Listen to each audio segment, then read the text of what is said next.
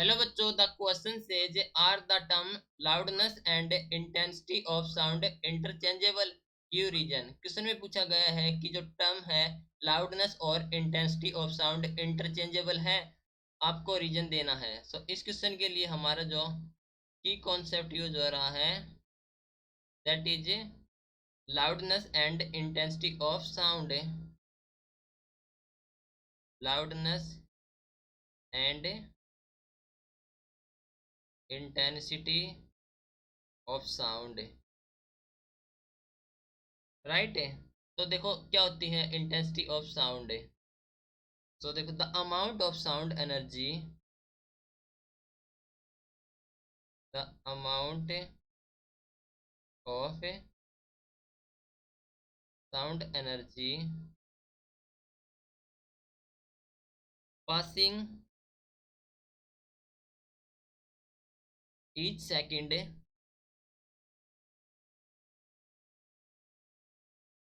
Through the unit area, through the unit area is called intensity of sound,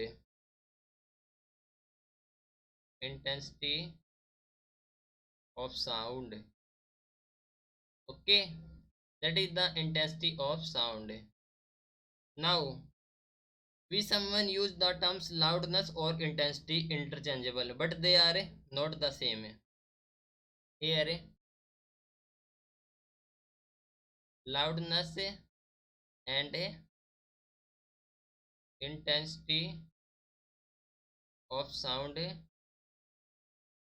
are different. Okay, जो loudness is a, क्या होती है loudness? Loudness is a measure of the response of the response of the ear to the sound, ear to the sound, okay, that is loudness.